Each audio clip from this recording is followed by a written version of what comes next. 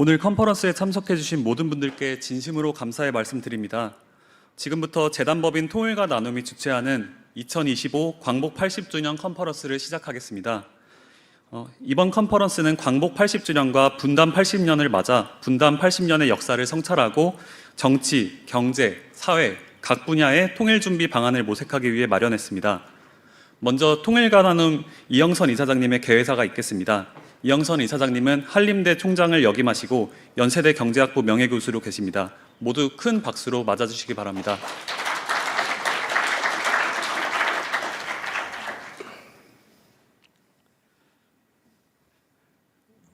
네, 우리 사회자께서 우리 오늘의 컨퍼런스 목적을 잘 말씀해 주셨는데 제가 조금 부연 설명하는 그런 격이 되겠습니다. 여하튼 오늘 이 자리에 이렇게 많이 참석해 주신 여러분께 감사를 드립니다. 올해로 우리 통일과 나눔은 창립 10주년을 맞습니다. 통일과 나눔은 그동안 우리 사회의 통일 담론을 주도하고 또 확산시키는 그런 노력을 해왔습니다. 그 일환으로 컨퍼런스를 매해 개최해 왔는데 오늘은 제4회가 되겠습니다. 제일 먼저 첫 회에서는 통합으로 통일을 연다, 그런 주제로 우리가 컨퍼런스를 시작했고요. 두 번째로는 초당적 통일 정책의 모색, 그 가능성과 한계, 이런 제목이었고요. 세 번째로는 통일 환경의 변화, 그래도 통일은 온다, 이런 주제로 컨퍼런스를 개최한 바 있습니다. 올해 2025년은 광복 80년이자 분단 80년입니다. 하나의 민족, 또 하나의 국가로서 천년의 역사를 이어온 한반도가 일제로부터 해방은 되었으나 분단이라는 새로운 질고를 지게 된 지 80년이 된 것입니다. 우리 국민 누구도 지금의 이 분단 상태를 완전한 광복이라고 보지는 않을 것입니다. 그런데 시간이 흐를수록 우리는 분단을 극복하고 통일로 나아가려는 동력을 잃어가고 있으며 이 분단 상태를 오히려 당연시하는 모습조차 보이고 있는 듯합니다. 이는 우리 사회가 지금 분단을 통해 무엇을 잃고 있는지를 인식하지 못하고 있기 때문이 아닌가 생각합니다. 남한은 이제 정치적으로는 민주화를 이루었고 또 경제적으로는 선진국의 대열에 올라섰으며 문화적으로는 세계적 수준을 향유하고 있다고 하겠습니다. 그러나 우리는 분단으로 인해 아직 지속 가능한 평화를 누리지 못하고 있으며 지속적인 안보 위협을 느끼고 있습니다. 또한 남한의 경제는 그 성장 동력의 한계에 다다른 듯 합니다. 또한 같은 민족인 북한 주민들은 절대 빈곤뿐 아니라 생존에 대한 위기가 일상화되고 있는 것 같습니다. 북한 주민의 삶의 질과 문화적 수준은 언급조차 할 필요가 없는 상황입니다. 지금 우리는 이런 상황을 그저 당연한 것으로 받아들이는 경향인데 이것이 과연 왜 이렇게 됐는지라는 의문을 제기하지 않을 수 없다고 봅니다. 여기서 우리는 만일 한반도가 통일이 되었다면 우리의 지금의 모습은 어떠했을까를 상상해 보는 것이 필요하다고 봅니다. 아마도 남과 북 모두 더 안정적인 평화와 더욱 확대된 번영과 더욱 다양하고 높은 수준의 문화를 누리고 있을 수도 있을 것입니다. 따라서 우리는 과연 오늘의 분단을 통해 우리가 무엇을 잃고 있는지 성찰해 보아야 할 것입니다.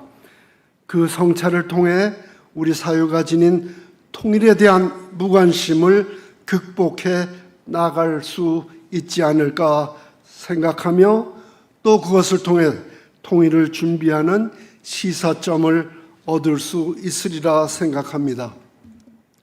한반도 분단 80년에 창립 10주년을 맞은 통일과 나눔은 분단 80년의 성찰과 통일 준비라는 주제를 내걸고 오늘 제4회 통일과 나눔 컨퍼런스를 개최하게 된 것입니다. 사실 이 주제는 너무도 광범위하고 또 다양한 관점에서 볼 수 있으므로 우리에게 주어진 시간 내에서 다루기에는 역부족일 것입니다. 그러나 우리는 다음에 세 가지 관점에서 분단 80년을 성찰해보고 분단 극복을 위한 통일 준비의 길을 논의하고자 합니다. 먼저 정치 분야입니다. 정치 분야에서는 평화로 가는 통일을 지향하며 그동안 분단을 극복하기 위해 어떤 통일 정책들이 추진되었는지를 성찰하고 앞으로의 정책 방향에 대해 논의하고자 합니다. 서울대학교의 강원택 교수님께서 발표해 주시겠습니다. 두 번째 회의에서는 지난 80년의 분단이 남과 북의 경제에 어떤 영향을 주었는지 성찰합니다. 통일을 통해 한반도의 경제가 더 큰 번영으로 나아갈 수 있는지를 조망해 볼 것입니다. 이화여대 조동호 교수님께서 발표해 주십니다. 세 번째 회의에서는 80년의 분단이 한국의 시민들의 의식 구조에 어떤 영향을 주었으며 이는 우리 사회 발전에 어떻게 작용했는지 성찰할 것입니다. 북한대학원 대학교의 김성경 교수님께서 발표해 주실 것입니다. 오늘의 컨퍼런스에서 이러한 주제들에 대해 발표하시기 위해 연구하시고 집필해 주신 세 분 교수님들께 진심으로 감사를 드립니다. 또한 새 회의에서 좌장으로 수고해 주실 교수님들께도 감사를 드립니다. 좌장으로는 우리 학계의 대표적인 세 분을 모셨습니다. 연세대학교 교수이신 조하순 전 한국정치학회 회장님, 중앙대학교 교수이자 서울대학교의 명예교수이시며 현재 한국경제학회 회장이신 이근 교수님, 광주과기원 석좌 교수이시며 전 서울대 통일평화연구원장이신 박명규 교수님, 이 세 분께 진심으로 감사를 드립니다. 각 회의에서 소개될 토론자님들께도 진심으로 감사를 드립니다. 오늘의 발표와 토론이 한반도를 평화와 번영으로 인도하는 통일로 더 가까이 갈 수 있는 또 하나의 디딤돌이 되기를 진심으로 소망합니다. 다시 한번 참여하신 모든 분들께 감사를 드립니다. 감사합니다.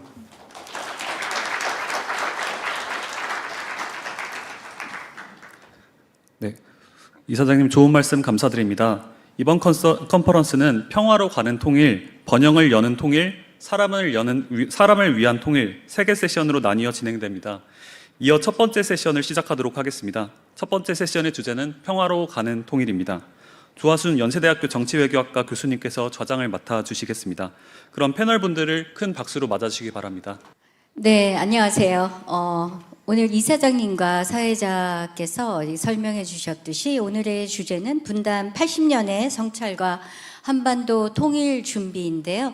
저희가 첫 세션에서는 정치학에서 좀 이야기하는 그런 통일에 대한 담론들을 소개하는 것을 목표로 하고 있고요. 이 첫 번째 세션의 제목은 평화로 가는 통일입니다.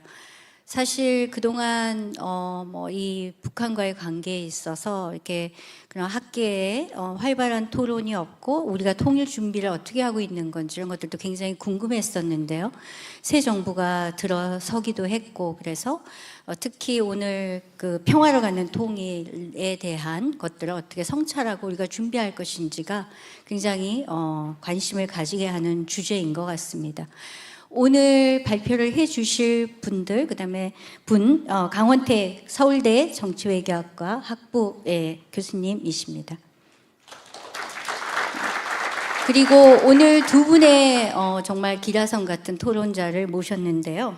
정경주 한국국방연구원 한반도 안보연구실 실장님이십니다. 그리고 이 자리에 계신 많은 분들이 아실 텐데요. 예, 천혜성 전 통일부 차관님이십니다.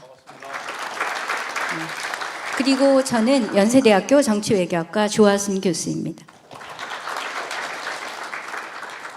네, 바로 발표와 토론으로 들어가기로 하겠는데요. 사실 사회자의 중요한 역할은 시간을 지키게 하는 거라서 사회로서 25분 드리고요.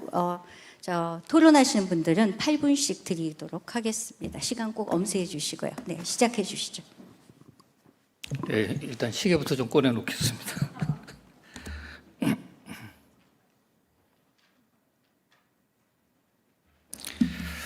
네, 안녕하세요. 소개받은 서울대학교 강원택 교수입니다. 일단 귀중한 자리에 불러주셔서 감사드립니다. 특히 우리 이영선 이사장님께서 귀중한 기회를 주셔서 중요한 주제에 대해서 한번 살펴보는 기회가 됐습니다. 개인적으로도 많은 공부가 돼서 뜻깊은 시간이었다고 생각합니다.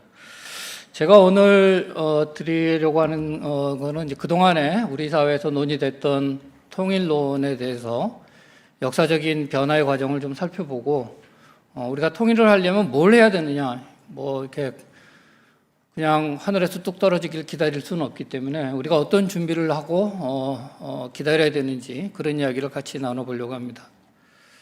저는 이제 통일과 통일론, 우리 통일이라는 게 우리가 궁극적으로 도달해야 될 목표라고 한다면 통일론은 그쪽으로 가는 과정, 방법 그런 거라고 생각이 듭니다.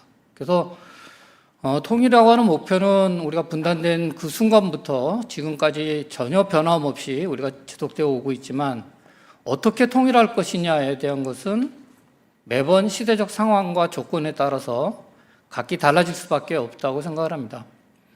주요하게는 일단 대외적인 환경에 어떤 형태로 변화되었느냐라는 것도 중요할 수 있고요. 또 국내 정치적인 환경이 어떤 조건이냐 이런 것도 대단히 중요하다고 생각이 됩니다. 근데 이제 그동안에 우리나라에서 통일론에 대한 일반적인 논의는 대개 이제 대통령을 중심으로 진행이 되어 왔습니다. 이승만 대통령 때는 어떻게 했다. 그다음에 박정희 대통령 때는 어떻게 했다. 노태우 대통령 때 어떻게 했다. 대개 이제 그런 식의 접근이었는데 저는 좀 그 접근 방법을 좀 바꿔보려고 합니다. 그래서 말씀드렸던 것처럼 통일론이라고 하는 것이 시대적 환경의 소산이라고 한다면 우리가 어떤 상황에 처해 있었던가에 따라서 통일로 가는 길에 대한 방법이 다른 형태로 변화되어 왔다. 이게 이제 제가 첫 부분에서 드리고자 하는 말씀입니다.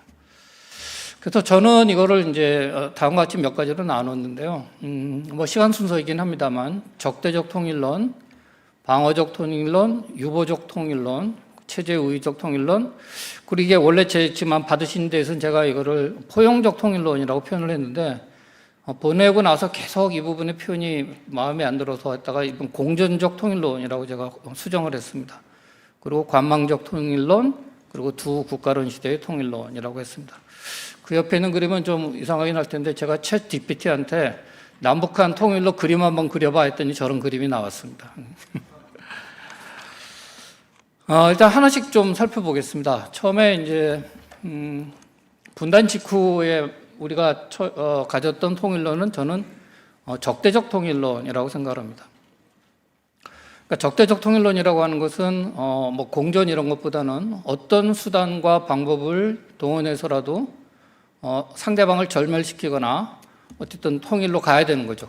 그래서 왜냐하면 분단 자체가 아무도 원하지 않았던 분단이었습니다. 그래서 원래의 상태로 복원시켜야 된다. 그리고 그 복원을 위한 방법은 무력을 통해서라도 해야 된다라는 생각을 했던 거죠. 그래서 모든 사람이 사실은 분단을 원치도 않았을 뿐만 아니라 이게 일시적인 형태거나 임시적인 현상이라고 받아들였습니다. 그러니까 원래의 상태로 돌아갈 수 있다라는 생각을 했던 거죠. 그래서 결국은 이 두 개의 세력은 밑에 제가 인용했던 것처럼 대한민국과 조선민주주의인민공화국은 서로 받아들일 수도 없고 화해할 수도 없는 존재였습니다. 그러면 이제 결국 그 방법은 결국 이제 무력에 의한 방법으로라도 통일을 해야 되는 거죠. 대단한 적대적인 것들이 밑에 깔려 있습니다.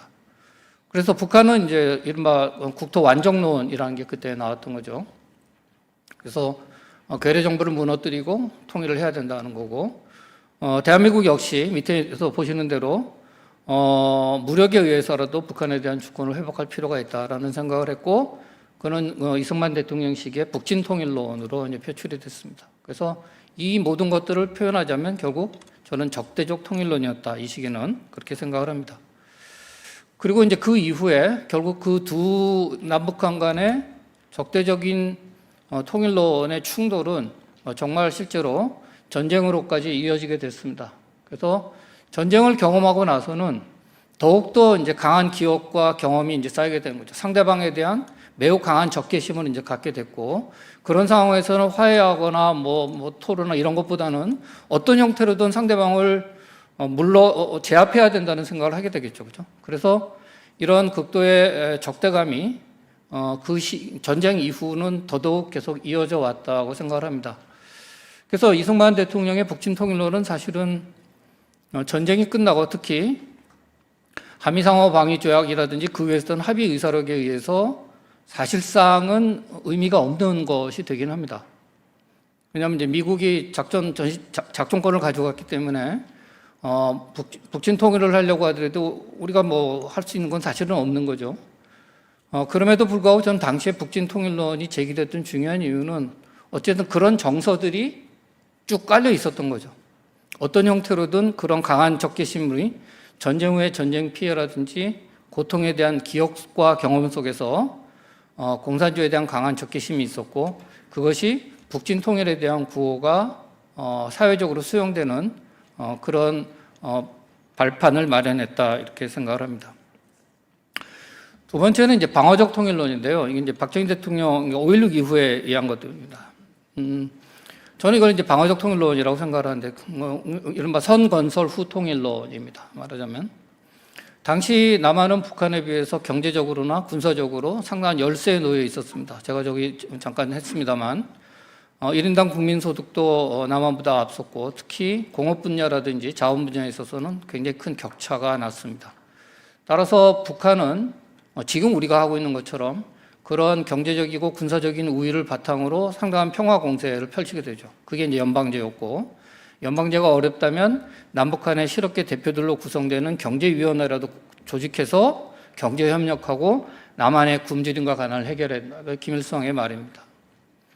그러니까 이 말에서 알 수 있던 것처럼 이 당시 남한은 상당히 수세적인 상황이었다고 볼 수 있는 거죠.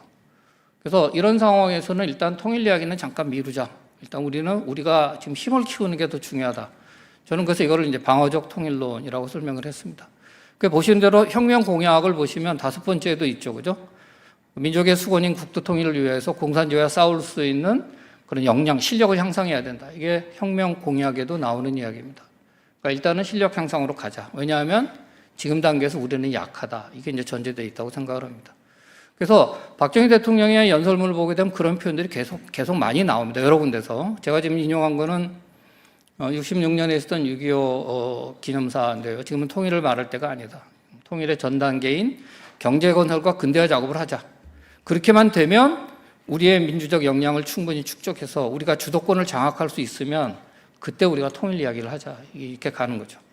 그러니 실제로 우리가 뭐 다 아는 대로 60년대 후반이 되면 북한이 대단히 공세적인 형태를 통해서 뭐 청와대 습격도 하게 되고 푸에블로 사건도 생기고 뭐 여러 가지 일들이 있게 되죠, 그죠? 그래서 이런 것들이 이제 북한으로부터의 위협이 단순한 정권의 선전물이 아니라 피부로 실감하게 되는 실제하고 있는 위협이라는 걸 국민들이 느끼게 됐고 이것들이 이런 방어적인 통일론을 수용하게 됐던 그런 배경이 됐다고 생각을 합니다. 세 번째 이제 유보적 통일론인데요. 일단 이제 자신감이 생겨났습니다. 경제적으로 일단 성장을 하면서 밑에 제가 적은 대로 경제력에서 이제 북한에 앞서게 됩니다. 그리고 국제정치적 상황도 좀 변화해서 뭔가 대응을 해야 되는 상황이 됐던 거죠. 그래서 여기서 보시면 70년 8.15 광복절 기념사에서 보면 어느 체제가 국민을 더 잘 살게 할 수 있고 그런 여건을 갖고 있는지 한번 입증해보자. 개발과 건설과 창조의 경쟁에 나설 용의가 없느냐. 이런 표현이 나옵니다. 이제 자신감이 있는 거죠. 그래서 그런 방어적인 형태로부터 이제 벗어나게 됐습니다. 근데 이제 이 유보적 통일론이 이제 다른 방향으로 이제 가게 되는 거죠. 그래서 이제 그 이후에 나타났던 게 우리가 잘 아는 7.4 남북 공동성명으로 이제 이어지게 됩니다. 그래서 북한에서 제안을 했었고, 영 어려우면 이산가족이라도 하자. 뭐 옛날 같으면 수세적이었을 텐데 기꺼이 받죠. 그래서 적십자회담을 하자고 했고, 그 적십자회담이 열리고 있는 사이에 밀사가 서로 교환이 되고, 그게 이제 7.4 남북 공동성명으로 가게 됩니다. 근데 그 다음에 이제 이게 다른 쪽으로 이 방향으로 가게 되죠. 남쪽에서는 그게 유신 체제로 가게 되고 북한에서는 이게 이제 수령 체제로 가게 됩니다. 그래서 남쪽에서 하게 됐던 유신 체제의 정치적인 명분은 평화 통일을 준비하기 위해서다는 겁니다. 그래서 그 이전의 단계에 만들어졌던 헌법이기 때문에 이걸 고쳐야 된다. 그래서 지금 조국 통일에 대한 새로운 방안을 모색하기 위해서 해야 된다. 이게 이제 우리 쪽 입장이었고요. 북한도 역시 김일성의 주석제가 도입이 되면서 1인 지배체제로 바뀌게 됩니다. 그래서 통일보다는 전체적으로는 그런 7.4 남북 공동등을 통해서 긴장 완화와 평화 정착이 훨씬 더 강조가 됐습니다. 그래서 통일의 구호가 나오기보다는 일단은 긴장 완화 쪽으로 가게 됐던 거죠. 그래서 저는 이제 긴장 완화나 평화는 어떤 통일에 대한 적극적인 것보다는 남북한 모두 그 체제를 강화하기 위한 그런 내부의 문제가 우선시되면서 지나친 군사적 긴장이나 갈등을 피하기 위한 것이다. 그래서 사실은 밑에 제가 정리했던 것처럼 막연한 미래로 통일을 미뤄두고 당장은 평화 공존을 추구하고 내부적으로는 양 진영의 체제가 강화되는, 그래서 당시의 선평화 후 통일론은 저는 그걸 유보된 통일론이라고 정리를 했습니다. 근데 5공학도 뭐 대체로 비슷하게 갔기 때문에 뭐 시간이 없어서 이건 그냥 넘어가겠습니다. 대체로 비슷한 부분인데 5공학은 유보적 통일론과 그 다음 단계 한 중간 정도쯤 저는 된다고 생각을 하는데 두 개의 특성을 다 갖고 있었다. 그러나 어쨌든 군사 정권이었기 때문에 반공주의가 굉장히 중요하다는 측면에서 노태우, 그러니까 민주화 이후의 것보다는 그 이전 시기에 조금 더 많이 걸쳐 있다고 생각을 합니다. 자, 체제 우위 통일론은 이제 우리가 경제적으로 앞섰을 뿐만 아니라 체제 경쟁에서도 이겼습니다. 그리고 민주화가 됐습니다. 그리고 국제정치적으로는 사회주의권이 붕괴하면서 전 세계적으로 이제 공산주의 체제가 대안적 체제거나 경쟁적 체제로서의 의미를 상실하게 됐습니다. 그러니까 굉장한 자신감이 생긴 거죠. 그래서 이런 자신감이 생긴 상황에서 이제 88 올림픽도 생겨났고요. 그 당시에 적절하게 했던 북방 정책으로 그 88년 이후 92년까지 그 노태우 대통령이 재임하는 기간 5년 동안에 새로이 44개 국가와 새로이 외교 관계를 수립했습니다. 어마어마한 성과가 이뤘던 거죠. 그리고 이제 북한이 외교적으로 고립이 됐습니다. 그래서 저는 이 시기에 나왔던 뭐 77선언이라든지 그다음에 특히 이제 뒤에서도 다시 한번 말씀드리겠습니다만 한민족 공동체 통일 방안 같은 굉장히 중요한 것들이 나타나는데 당시는 우리가 모든 면에서 상당히 우월적 지위에서 갖고 있었던 일종의 체제 우위적 통일론의 시기였다고 생각하는데 사실 민주화 이후의 흐름은 대체로 이런 흐름을 계속 지속하고 있다고 생각이 드는데 어쨌든 중요한 거는 이제 한민족 통일 공동체 통일 방안이라는 게 한민족 두 체제의 남북, 그러니까 처음엔 개방교류 협력, 그다음에 남북 연합 단계, 최종적으로 일민족 일체제, 그 이후로 이어지게 되는 중요한 통일 방안의 출발점이 되고 있습니다. 반면에 이제 북한이 굉장히 수세적이었습니다. 당시 이제 김일성이 했던 표현 중에 이런 게 있습니다. 북과 남에 서로 다른 두 제도가 존재하고 있는데 조국 통일은 누가 누구를 먹거나 누구에게 먹히지 않는 원칙 이런 표현이 나오는데 저는 이게 상당한 정도의 두려움이라든지 불안감이 표현이 되고 있다는 생각이 듭니다. 그래서 두 개의 제도 연방제 방식으로 해야 된다 이런 이야기지만 그래서 어쨌든 그 이후에 이제 북한이 적극적으로 우리 제안에 나오면서 총리회담이 이루어지게 되고 잘 아시는 대로 화해 불가침 교류 협력에 관한 합의서라든지 그다음 비핵화 관한 공동 세결 등이 이제 체결이 됩니다. 그래서 당시 이 노태우 시기부터 시작된 통일론의 근간은 체제 경쟁에서 이제 북한을 압도했다라고 하는 그런 자신감에 기반한 통일 정책이었다. 그래서 저는 체제우위적 통일론이 이때부터 시작이 됐다고 보고 있습니다. 그 다음에 이제 이게 사실 포용적이냐, 처음에 아마 여러분 갖고 있는 자료에는 포용적이라고 되어 있는데, 그 좀 보내고 나서 계속, 좀 다른 표현 없을까 계속 고민하다가 그때 생각은 없고 시간은 모자라고 그래서 일단 보냈는데, 공전적 통일론이라는 게 맞을 것 같습니다. 그러니까 지금 김대중 대통령 이후에, 이른바 진보정부 쪽에서 해왔던 그 이후의 것들은 가능하면 통일의 이야기를 잘 하지 않습니다. 그러니까 대북 정책이 훨씬 더 중요하고 통일 정책보다는 대북 정책이 중요하게 다뤄지는 것들이 이 시기에 나왔던 것들입니다. 그래서 평화 통일의 기틀을 말하는, 물론 통일을 버린다는 이야기는 아닙니다만 외형적으로 통일에 대한 이야기보다는 대북 관리를 통해서 평화적인 상태를 유지하고 남북한 간의 평화적인 공전 상태를 이끌고 나가고 그걸 통해서 평화 공정과 공동 번영의 기초를 닦으면 그게 궁극적으로 통일로 갈 수 있다라는 입장이라고 볼 수 있습니다. 그래서 저는 이걸 이제 공전적 통일론이라고 보는데요. 그 이후에 노무현, 문재인 다 조금씩 차이가 있습니다만은 기본적으로는 통일보다는 교류 협력을 통해서 화해 신뢰 구축하고 있다. 그래서 현상 유지적이라고 생각이 되고 공존을 기반으로 하고 있는 통일론이라고 볼 수 있습니다. 상당히 민족주의적이고 또 긴장 완화, 공동 번영 등과 같은 좋은 그 이상적인 목표를 추구하고 있다는 점이 있습니다만 그동안 경험한 걸 보게 되면 또 현실적으로 북한의 실질적인 변화를 이끌어내지 못했다는 그런 한계도 있습니다. 그 다음에 이제 보수 정부에서 했던 거는 광만적 통일론이라고 저는 불렀는데요. 이것도 이름 뭐라고 줘야 되는지 정말 엄청 고민이 됐습니다. 왜냐하면 통일론인데 접촉은 안 하고 압박은 하고 뭘 하고, 저는 이제 팔짱 끼고 지켜보는 형태라고 생각을 했습니다. 관망, 한 발 물러나서 어떤 일이 되어가는 형편을 바라봄. 이게 국어사전의 해석입니다. 그래서 이 시기에 나왔던 것들은 적극적으로 북한과 만나서 협력 관계를 하고 대화를 하고 토론을 하고 뭔가를 풀어내려고 하는 것보다는 일단 어떤 조건이 제시가 되고 그 조건의 성사가 그 다음으로 가게 되는 거죠. 그러니까 던진 조건을 상대방이 어떻게 하느냐 이제 기다리는 거죠.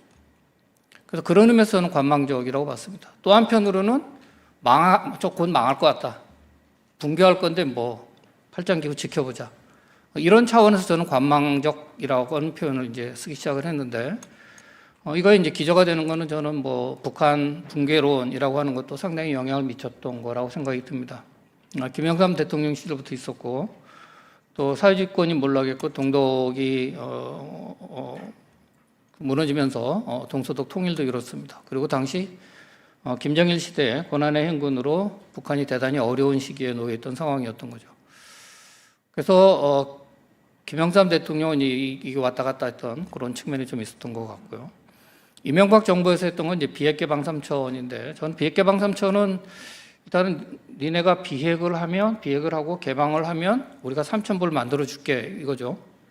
이건 사실 받아들이기 어려운 조건이라고 저는 생각을 합니다. 이거는 상대방에 대해서 어떻게 보면 그러니까 그 60년대에 김일성이 우리 경제교류협력위원회 만들어가지고 니네 가난 문제와 빈곤의 문제 해결해 줄게랑 비슷한 형태의 메시지였다는 생각이 드는 거죠. 그래서 일단 3천이 되기 위한 전제는 비핵개방이기 때문에 그 조건이 수용되기 전까지는 별로 할 수 있는 게 없다. 금강산도 닫고 안 만나겠다.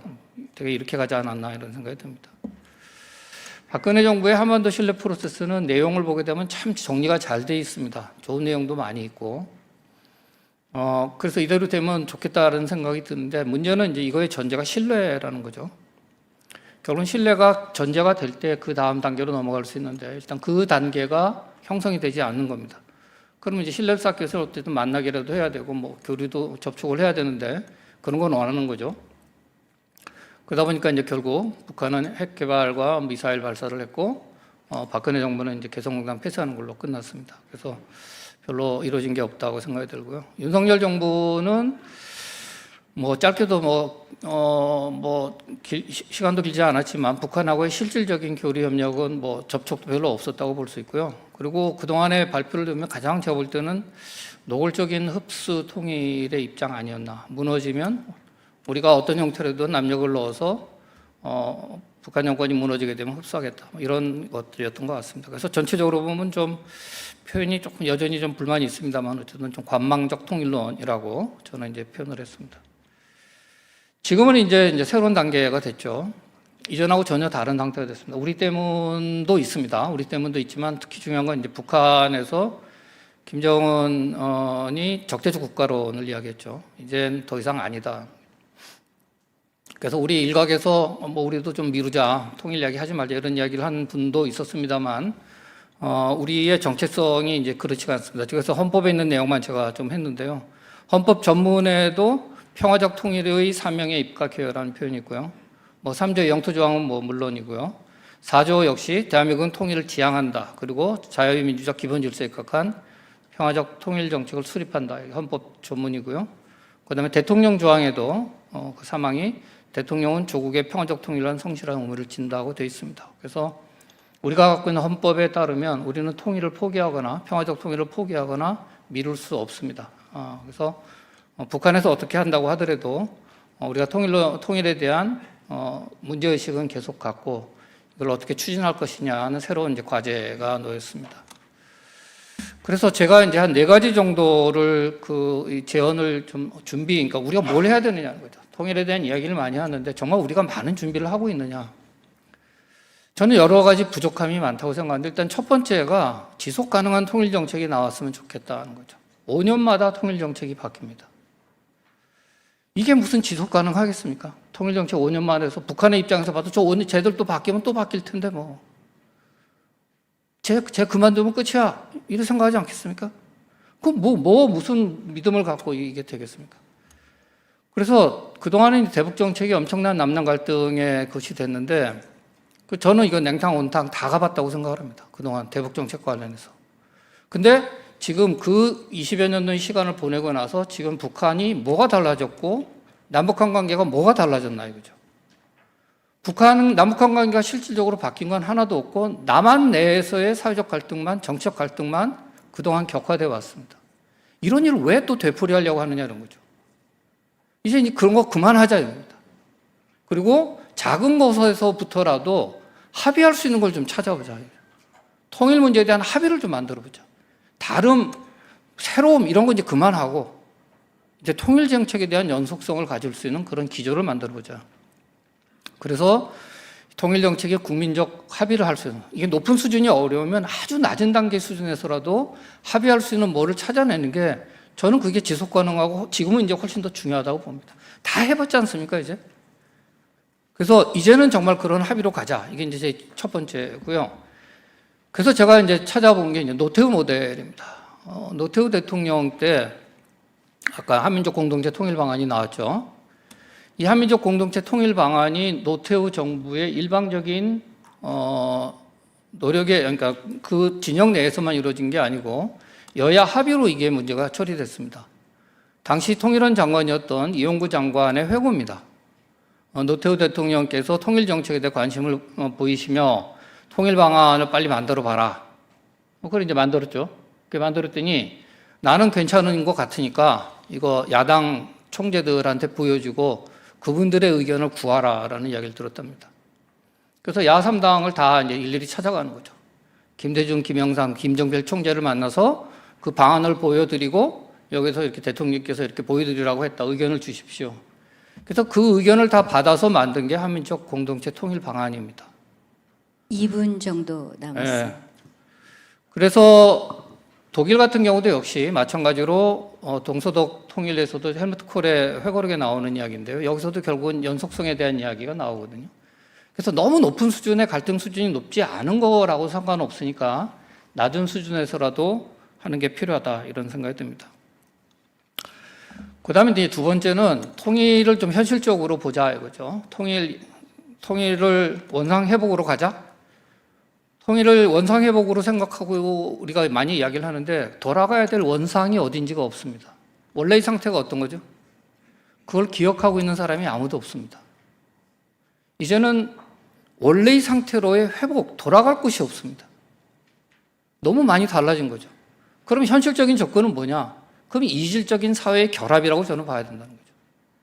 그럼 이질적인 사회가 결합했을 때 지금보다 나아야 되는 거죠.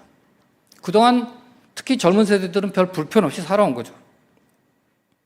지금 보시는 대로 젊은 세대들 같은 경우에 통일이 필요하다는 응답이 20% 조금 넘습니다. 4분의 1이 안 됩니다. 그저 그렇다 했죠? 저거 안 하겠다는 이야기입니다. 그러니까 전체 20대, 30대의 4분의 1만이 통일이 필요한 것 같다고 생각을 하는 겁니다. 저것도 아마 정답이 있는 거라서 뭐 부모님을 공경해야 되나 뭐 이런 거 있잖아요. 그러면 속으로는 아닌데 정답이 있으니까 네 이렇게 답하는 거 있지 않습니까? 똑같습니다. 통일도.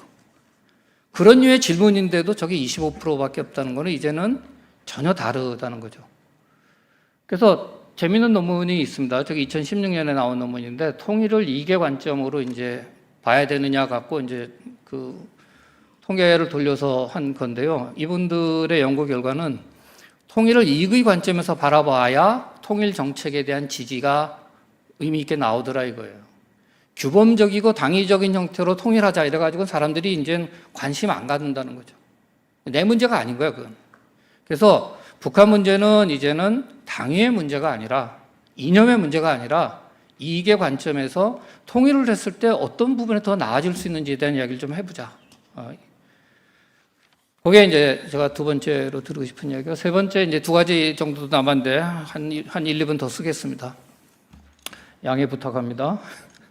세 번째는 민족주의보다 동북아와 세계평화인데요. 우리나라에서의 통일 논의는 다 기본적으로 민족주의적인 정서가 깔려 있습니다. 뭐 놀랍지 않고 당연합니다. 그죠? 당연하고 그러다 보니까 이제 특히 분단 자체가 외세에 의해서 이루어졌기 때문에 뭔가 통일은 우리끼리 뭔가 좀 성취하고 외세로부터를 벗어나야 된다고 생각하는 경향이 강합니다. 그러나 현실적으로 생각해 보면 분단이 외세에 의해서 이루어졌다면 통일도 역시 외세의 도움 없이는 어렵다는 겁니다. 그러니까 그 냉정한 현실을 우리가 깨달을 필요가 있다고 보는 거죠. 그래서 이제는 민족주의것만 아니라 이제는 우리의 통일은 국제 정치에 영향을 미칩니다. 한국은 이미 경제적으로나 외교적으로 상당한 정도의 영향을 미치는 나라가 됐고 북한도 이번에 러시아 우크라이나 전쟁에서 봤던 것처럼 국제 정치에 영향을 미치는 그런 행위자가 됐습니다. 이런 남북한이 하나가 된다는 것은 국제 정치적 질서에 상당한 영향과 변화를 이끌어낼 수밖에 없습니다. 그런데 이제 우리끼리 잘해서 우리는 뭐 가지면 핵무기도 가질 수 있고 뭐하고 우리가 엄청나게 군사력도 커지고 이 동네 일본 죽었어, 중국 죽었어 이런 상황으로는 이제 좋아하겠느냐 이런 거죠. 그래서 독일이 통일됐을 때도 저 굉장히 유명한 이야기인데요. I love Germany so much that I'm glad there are two of them. 나는 독일이 너무 좋아서 독일이 하나 있는 것보다 두 개 있어서 더 좋아. 이게 굉장히 많은 사람들이 이 시기에 독일 통일 무렵에 나왔던 이야기입니다. 한국에 대해서 똑같지 않을까요? 중국이나 일본이나 주변에 있는 사람들은 난 한국이 너무 좋아. 그래서 한국이 하나 있는 것보다 두 개 있으면 더 좋겠어. 이야기할 수 있는 거죠. 그래서 우리의 통일이 갖게 되는 지역적인 기여와 세계 평화에 대한 기여를 강조를 해야 됩니다. 우리 내부적으로 벌써 그런 부분이 강조가 될 필요가 있습니다. 그래서 헬무트 콜이 통일을 이룰 때 제일 많이 했던 이야기가 좀 있던 겁니다. 우리들의 집, 독일 통일이라는 집은 유럽이라는 지붕 밑에 지어져야 된다. 그래서 독일의 통일은 유럽의 통합과 유럽의 평화 그리고 유럽의 번영을 위해서 굉장히 중요한 일이다. 이게 우리끼리 잘하려고 하는 게 아니다. 그래서 그런 부분에 대해서 우리 스스로가 이제 좀 고민을 하고 그런 메시지를 던질 수 있어야 될 것 같습니다. 자, 그리고 이제 마지막으로 드리고 싶은 건 이제 정치 제도 개혁인데요. 독일은 독일부터 일단 말씀을 드리면 독일은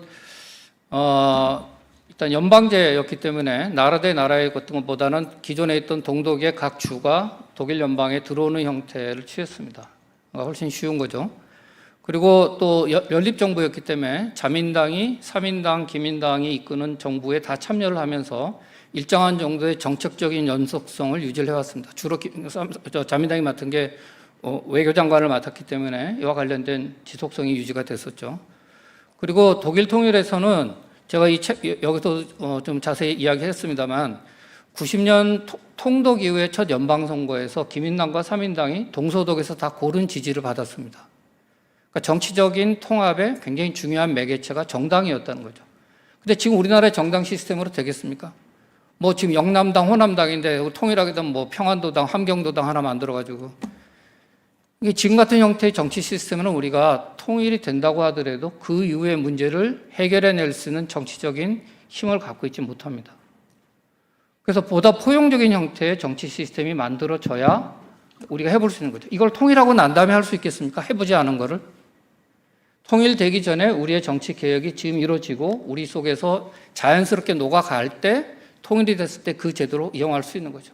그러니까 지방의회 과감한 분권이라든지 정당 정도 개혁이라든지 혹은 대통령제 분권화라든지 이런 모든 것들이 다 더 중요하다 이런 생각이 듭니다.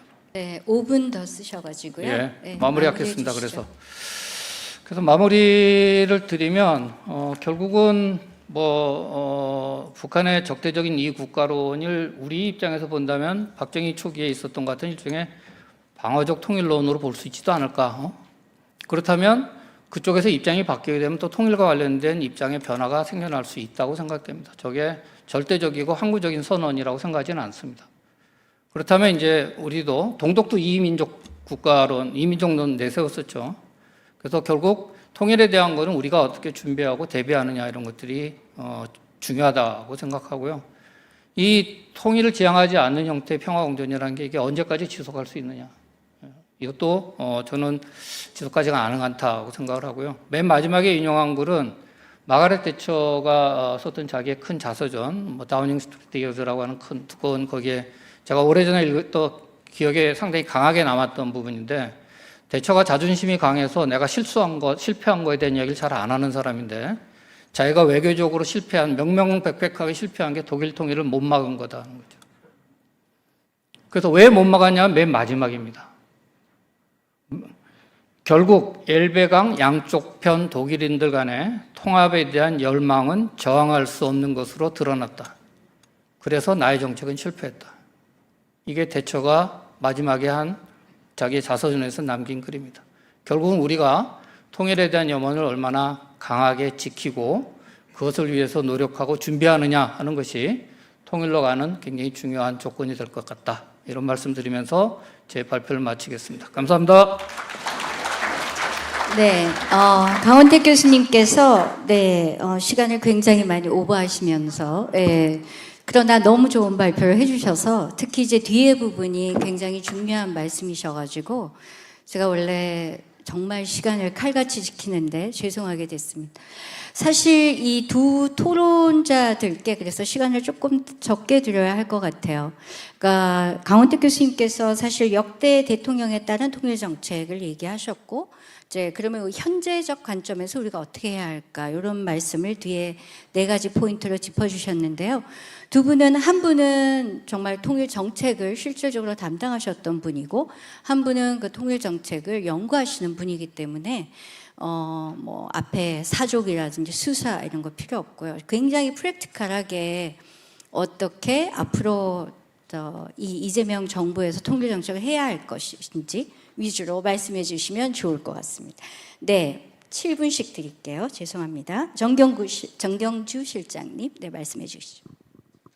네, 안녕하십니까. 저는 한국국방연구원 한반도안보연구실의 전경주라고 합니다. 앞서 강원택 교수님께서 시간을 많이 쓰셨고 또 뒤에 전 차관님께서 또 좋은 말씀 해주실 거라서 제가 가장 짧게 하는 방향으로 조절해 보도록 하겠습니다. 오늘 일단 강원택 교수님께서 과거에 어떤 통일 정책들이 이루어졌었는지 너무 잘 설명을 해주셨고, 저도 굉장히 공부하는 마음으로 읽게 됐습니다. 이러한 논의들이 이루어진 이후 지금 이제 현재의 관점에서 우리가 적대적 두국가론 시대의 통일론을 어떻게 받아들여야 되나라는 상황 가운데 있다고 생각되고요. 굉장히 어려운 문제라고 생각합니다. 북한이 적대적 두국가론을 얘기할 수 있었던 가장 큰 원인은 저는 한국을 통하지 않고도 이제는 국제사회에서 활동할 수 있는 북한이 됐다. 그렇게 중요하게 북한의 전략적 위치가 달라졌다라고 생각을 합니다. 북한이 과거부터 현재까지를 계속 봤을 때 외교적으로 가장 고립되지 않은 상태에 놓여 있다라고 생각하고요. 그런 차원에서 강원택 교수님께서도 지적해 주신 것처럼 국제적인 맥락을 생각하지 않고 우리가 통일을 얘기할 수는 없다. 저는 이렇게 생각합니다. 그래서 이제 제가 드리는 말씀은 그 강원택 교수님께서 해주신 이제 국내 그 통일 정책과 관련된 논의를 보완하는 차원에서 이러한 논의가 이제 국제적인 협력을 어떻게 이끌어 나가면서 좀 더 실현 가능성을 높일 수 있을까에 대한 말씀을 드리고자 합니다. 우리가 원래 하나였기 때문에 원상 복원을 해야 한다거나 헌법에 명시된 민족적 열망이기 때문에 통일을 해야 된다라는 것에 공감하는 국민들이 없는 것처럼 사실은 그런 주장에 공감을 하는 국제적인 행위자도 상당히 많이 줄어들고 있는 현실입니다.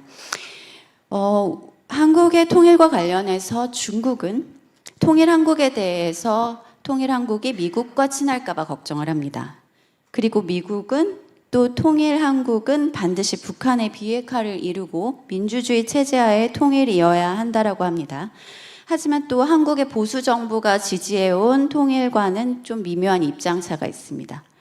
그리고 일본은 미국이 원하는 방향의 통일 정책에 그리고 한국의 보수 정부의 통일 정책을 지지하는 것 같지만 그런 통일된 한국이 미국과 너무 친해질까 봐 걱정을 합니다. 그래서 일본에게 좀 더 강력한 경쟁자가 이 지역에 나타날지를 걱정합니다.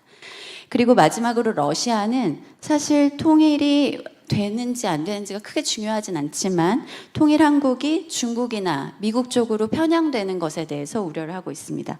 따라서 이 지역에 있는 모든 행위자가 생각하고 추구하는 통일의 모습이 다 다르고 그렇기 때문에 사실은 하나로 합쳐진 구조보다 이제 나뉘어서 어느 정도 이 지역의 행위자를 조금이나마 이제 충족할 수 있는 구조를 모두 다 더 안정적으로 생각하는 경향이 있는 것 같습니다. 또 최근에 그 국제정세가 많이 변화함에 따라서 이 국제정세가 한반도 통일에 더욱 긍정적일 것이냐, 부정적일 것이냐, 이와 관련된 이제 국민 통일 여론 설문조사가 있었는데요. 이에 대해서 그 민주평통 자문위원이나 전문가들 모두 현재의 국제정세가 한반도 통일에 매우 부정적일 거라고 답변을 했습니다. 이렇게 국제정세가 사실은 앞으로 우리가 통일을 추구함에 있어서 굉장히 부정적이고 좋지 않은 여건에 있다라는 사실을 이제 전제로 하면서 그럼에도 불구하고 그러면 우리가 어떻게 이 국제적인 협력과 지지를 받으면서 통일을 추구해야 할지에 대해서 고민을 해봤습니다. 이런 지정학적 계산 그리고 각 정부들의 지지를 받기는 좀 어려운 상황인데 그렇다면 우리가 원하는 통일이라는 것은 어떠한 모습이어야 국제사회가 가장 지지하고 협력할 수 있을까? 이와 관련해서 우리가 그러면 여전히 왜 통일을 추구해야 되는지와 관련해서 두 가지 이유를 들 수 있을 것 같은데 먼저 첫 번째는 한국 국민에 대한 위협을 제거하는 가장 좋은 방법이기 때문에인 것 같습니다. 앞서 말씀드렸던 설문조사에서 가장 통일을 많이 해야 된다라고 생각하는 이유가 전쟁 위협의 해소라고 했습니다. 하지만 이 이유는 국제사회에서 공감을 얻기가 어렵습니다. 지금 현재 북한은 한국과는 전혀 다른 별도의 국가로서 인정을 받고 있는 상황인데 위협을 없애는 것이 명실상부한 국가를 없애는 이유가 될 수는 없기 때문에 그래서 그 이유를 가지고 국제사회에 그 공감을 얻기는 어려운 반면 북한 주민에게 더 나은 삶을 제공하는 가장 좋은 방법이기 때문에 통일을 해야 한다라는 것이 더 공감을 얻을 수 있는 좋은 명분이라고 생각을 합니다. 그렇다면 이제 이 명분을 위해서 우리가 무엇을 해야 하는지와 관련된 고민들이 좀 있습니다.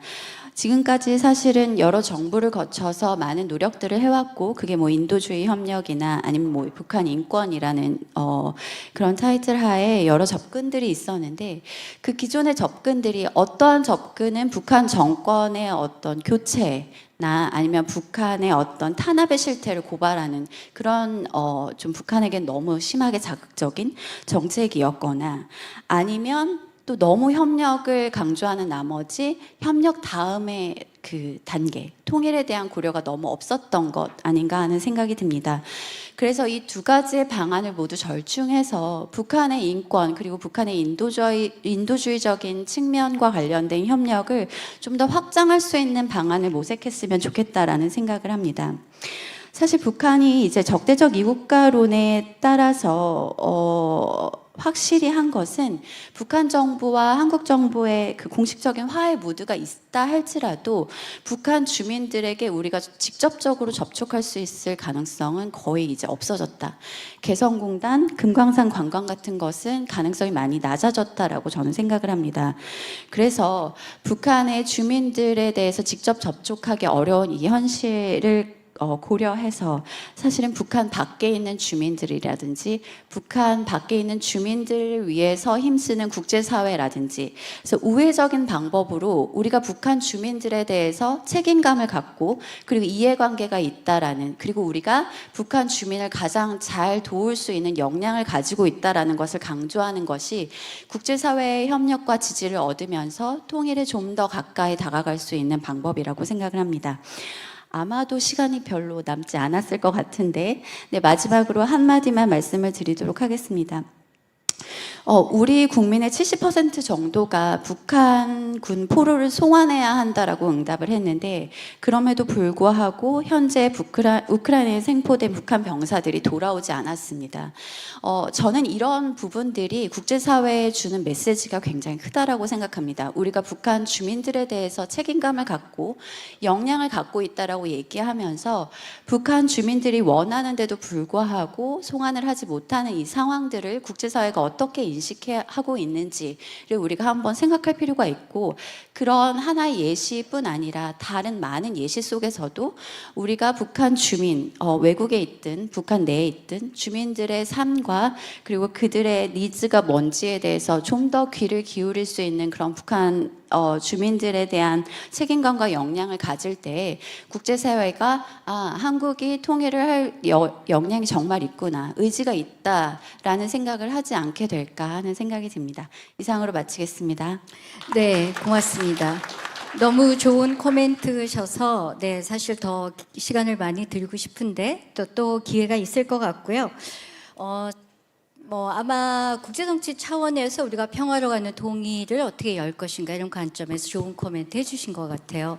제가 천차관님께 이제 부탁을 드릴 텐데 사회자 직권으로 좀 주문이 하나 있습니다.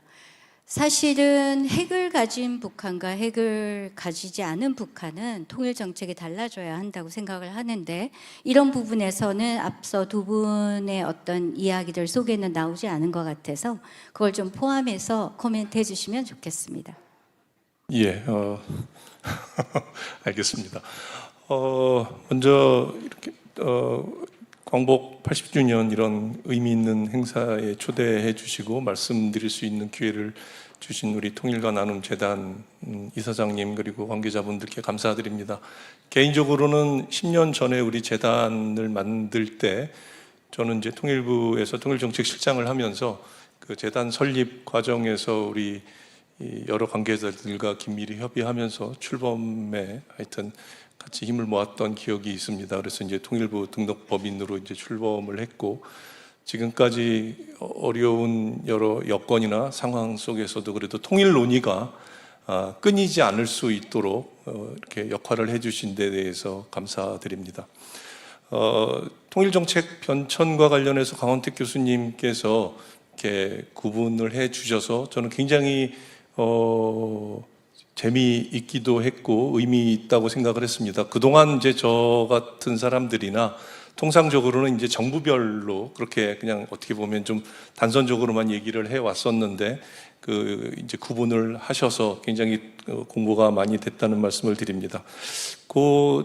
이 정책 편청 과정에서 그냥 한두 가지만 제 그냥 개인적인 의견을 말씀드리면 그 60년대 이제 박정희 정부의 이 소위 방어적 통일론 그 시기에 아까 이제 인용하시면서도 지금은 뭐 통일을 얘기할 때가 아니다라는 그런 공식적인 그 입장 천명이 있었지만 동시에 이제 60년대 중반 후반을 거치면서 국회를 중심으로 해서 통일 논의에 대한 것들이 이제 좀 활성화되기 시작했습니다. 그래서 당시에도 통일 관련 특위가 만들어졌고 그 통일 특위의 이 결과로 그 여러 가지 그 공론화의 결과로 이제 우리 대한민국 정부도 통일 문제를 전담하는 국무위원 그러니까 중앙행정기관이 필요하다라는 것이 발표가 됐고 그 다음 해에 여야가 만장일치로 국토통일원 설립에 대한 정부조직법 개정안이 통과가 됩니다.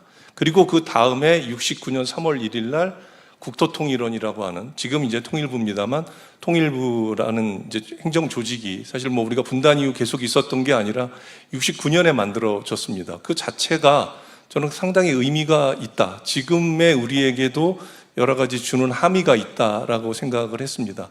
그리고 이제 이어지는 우리 강 교수님의 이제 구분에 따라서 소위 이제 뭐 유보적 그 70년대에 통일 논의 자체는 유보적일 수도 있지만 그러나 제 생각에는 아까 설명하시면서 선평화 후 통일이라고 하는 어떻게 보면 현재까지도 이어지는 통일과 평화에 대한 관계를 박정희 대통령 정부 시절에 그게 뭐 어느 분이 대통령이었다라는 게 중요한 게 아니라 그 당시의 시대 변화와 또 여러 가지 상황을 고려해서 선평화 후 통일 그리고 74년의 광복절 경축사를 보시면 굉장히 사실 그 당시로서는 획기적인 내용들이 많이 나옵니다.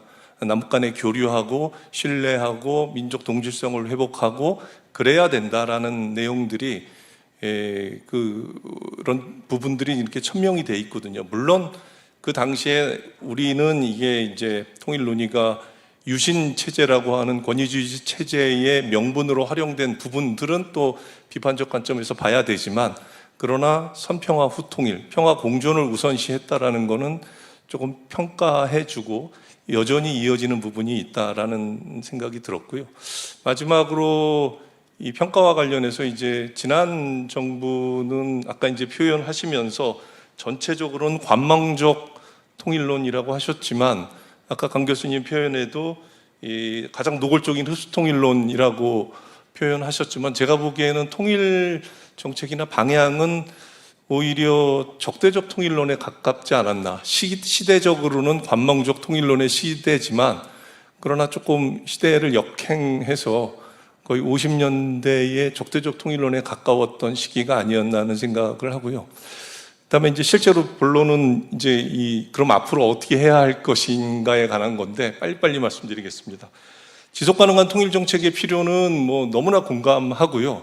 저도 뭐 이런 자리에 나올 때마다 항상 말씀드리지만 아마 제일 원하는 뭐 어떤 계층 대상이 아마 저같이 통일부에서 근무했던 사람들이거나 지금 통일부에서 근무하고 있는 사람들이 아닐까. 그리고 어쩌면 모르겠습니다. 북쪽의 대남 파트에서 일하는 사람도 아마 굉장히 기다리고 있을지 모르겠습니다. 그 외에도 우리 주변에 있는 대외 정책, 대한반도 정책을 펴는 우리 관련국의 사람들도 우리가 빨리 지속 가능한 통일 정책, 지속 가능한 대북 정책을 좀 마련하기를 좀 기다리고 있을 것 같은데 하여튼 이거와 관련해서는 아까 제가 말씀드렸지만 국회 논의든 시민사회 논의든 하여튼 여러 가지 방안은 있을 거라고 생각합니다. 그리고 보수 진보를 막론하고 여러 모델들은 있습니다. 그래서 그런 것들을 해서 제가 생각할 때는 하여튼 새 정부에서 이 부분에 대해서 더 각별한 좀 관심을 가졌으면 좋겠다 생각이 들고요. 그리고 두 번째로는 이제 통일 교육과 관련된 문제입니다.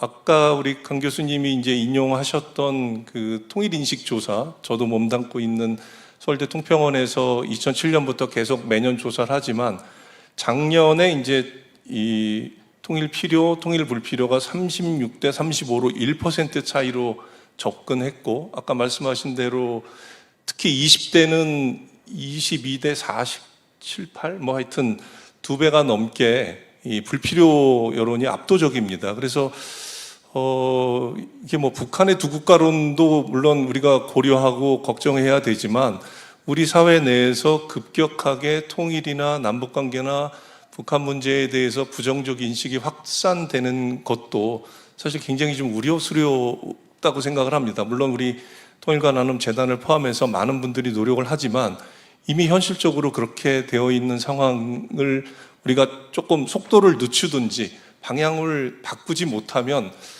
아마 그 조사가 올해는 어쩌면 데드크로스가 됐을 것 같은데 아직 뭐 올해 발표는 안 났습니다만 그래서 통일 교육과 관련해서도 뭐 꼭 무슨 일방적으로 뭐 통일 교육 시수를 늘려야 된다 이런 게 아니라 아까 이제 동소동 모델 많이 말씀하셨습니다만 저희가 이제 통일 교육 얘기할 때도 전문가분들이 서독에서 정치 교육을 하는 이 보이테스바흐 협약이라고 하는 그런 모델들을 많이 얘기하십니다. 결과적으로는 이제 뭐 보수 진보 뭐 관료 학자 시민운동가를 포함해서 정말 사회적 대화나 이런 걸 통해서 완전한 합의까지 이루지 못해도 상관없고 그렇게 어려우니까 할 수 있는 데까지 합의해서 그런 입장에서 통일교육 또는 뭐 정치교육이라고 하면 좀 조심스럽긴 합니다만 그런 것들이 좀 시작되어야 하지 않나. 이제 더 늦으면 그런 어떤 분위기나 이런 것들을 좀 바꾸기 어려울 거라는 생각이 들고요. 마지막으로 그 교류협력과 관련된 제도도 사실은 현재 있는 남북교류협력법이나 남북협력기금법이라는 게 다 90년대 초에 실질선언 이후에 남북교류협력이 처음 시작됐을 때 시작된 제도들입니다. 예를 들자면 남북협력기금법 같은 경우도 이게 이제 남북협력 사업에 대해서 지원을 하게만 되어 있다 보니까 실제 우리 통일가나눔 재단이라든지 또는 우리 내의 시민사회에서 하는 여러 가지 활동들 그런 것들은 사실은 엄밀하게 말하면 이제 지원하거나 이렇게 협력하기가 어려운 부분들이 있거든요. 그래서 제가 아까 다른 자리에서도 그런 말씀드렸지만 뭐 협력기금법도 필요하다면 좀 개정을 해서 물론 여야가 합의를 하거나 아니면 하여튼 뭐 좀 공론화가 돼야 되겠습니다만 그 통일 준비와 관련된 내용이라든지 또는 우리 국내의 여러 가지 뭐 여론을 또는 뭐 교육을 또는 남북 교류협력과 관련된 여러 다른 내용들도 지원하거나 참여할 수 있는 뭐 이런 좀 제도적 기반을 만든다든지 또 교류협력과 관련해서도 뭐 접촉이라든지 교류 협력 사업 등에 대해서 좀 바뀌어진 상황에 맞춰서 그런 제도들이 바뀌어져야 될 것 같고요. 그래서 그걸 하기 위해서라도 사실은 지금 새삼 우리가 좀 고민해야 될 게 사실 처음에 90년대, 2000년대 이제 우리가 남북 교류협력, 사회문화 교류, 문화교류 이런 거 할 때 원래 기본 원칙이 정경분리였습니다.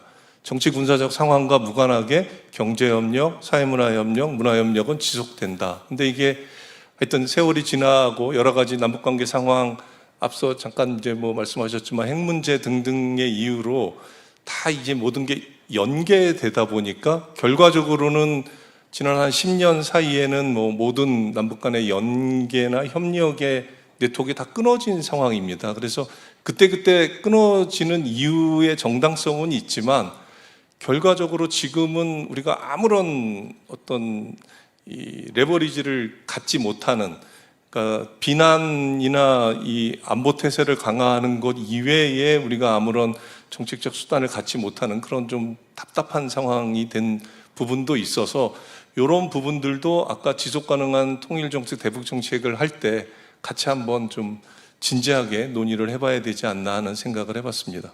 예, 이상입니다. 네. 제 질문에 답해 주시기를 기대했는데 이따가 2라운드에서 좀 답해 주시기를 기대하고요.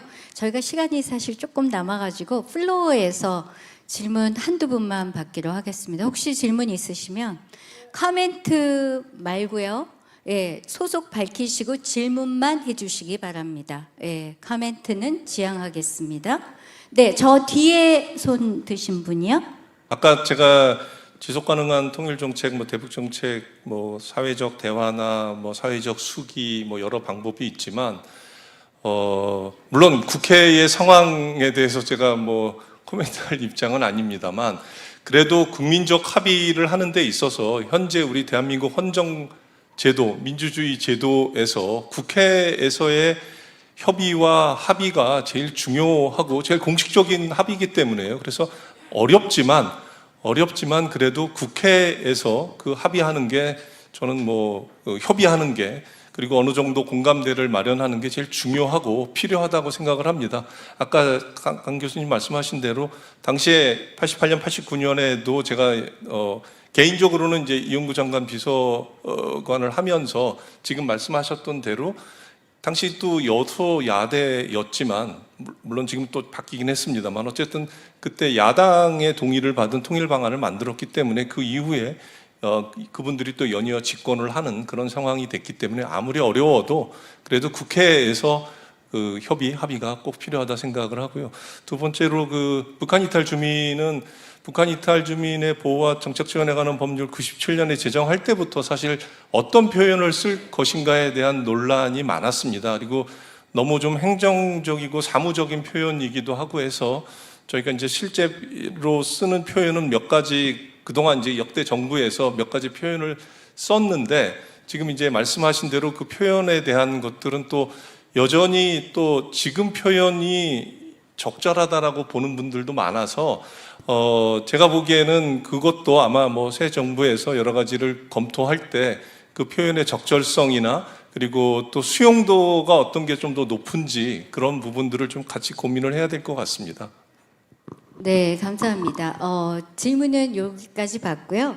제가 강원택 교수님께 아마 마지막에 말씀하신 지속 가능한 통일론을 이야기하사라든지 이계 관점에서 통일을 다시 한번 바라보자는 거, 그리고 민족주의 벗어나서 좀 더 세계 평화적 관점에서 통일을 보고 뭐 정치 제도를 개혁하자는 굉장히 중요한 말씀이신 것 같거든요. 혹시 그 발표 내용이나 혹은 저희 토론 내용과 관련해서 추가하고 싶으신 내용이 있으시면 네, 말씀해 주셔도 좋을 것 같습니다. 특별한 건 없고요. 어쨌든 제일 중요한 거는 우리가 통일에 대한 열망을 버리지 않는 것 같습니다. 그러니까 이게 정치적인 언어도 그렇고 일반적으로도 그냥 당위적인 차원에서 통일이 논의되고 있는 것 같은, 그러니까 나의 생애 동안 일어나지 않을 일, 그러나 뭐 당위적으로 중요한 일, 이렇게 되면 이제 현실성이 떨어지는 이야기가 되는 거죠. 그래서 조금 더 그 문제에 대해서 좀 진지한 고민 같은 게 필요할 것 같고요. 그리고 논의 차원이 너무 이제 그렇게 되면 추상적인 차원이 높아지면 정치적 합의나 사회적 합의가 이루어지기가 대단히 어렵다고 생각이 됩니다. 아까 말씀하셨던 것처럼 저도 역시 국회에서 논의가 중요하고 특히 정치 리더의 역할이 중요하다고 생각이 되는데 여야 이런 문제일수록 어쨌든 특정한 정부 대통령의 치적이나 업적화하려고 하는 그런 노력보다는 조금 더 이렇게 공감대를 만들어 가면서 이 사안에 대한 국민적 합의를 이끌어내려는 노력이 더욱더 중요하기 때문에 뭔가 보여주기식 형태보다는 그런 좀 소박하지만 진지한 형태의 느린 걸음의 통일 정책이 좀 필요하지 않을까, 이런 말씀 마지막으로 드리고 싶습니다. 네, 고맙습니다. 혹시 정경주 실장님 뭐 추가하고 싶으신 거 있으시면 1분 드리겠습니다. 네, 평화를 건너뛰는 통일이나 그 통일을 얘기하지 않는 평화를 다 지향해야 할 것 같고요. 뭐 사실은 말씀 주셨던 것처럼 너무 어려운 주제라서 사실 얘기를 하다 보면 답이 안 나오게 되는 게 통일인 것 같습니다. 그리고 핵 문제를 말씀하셨는데 핵 문제를 같이 얘기할 수 없는 이유도 핵 문제를 얘기하면서 통일을 얘기하기가 너무 어렵기 때문인 것 같습니다. 그렇지만 말씀 강원택 교수님께서 하셨던 것처럼 굉장히 작은 부분에서 우리가 통일을 한다면 북한과 우리의 이질성을 얼마나 낮추면서 할 수 있을까, 그 낮추는 과정으로서의 통일을 좀 생각하면서 작은 일에 좀 집중하고, 그리고 국제사회의 협력을 같이 생각하는 부분들이 굉장히 중요하다고 생각합니다. 감사합니다. 네, 감사합니다. 제가 핵을 가진 북한에 대한 통일 정책은 조금은 준비가 달라져야 되는 거 아닌가 이런 생각이 들어서요. 그런 질문을 좀 드려봤었고요. 뭐 지금부터 준비해야 하지 않나 이런 생각이 듭니다.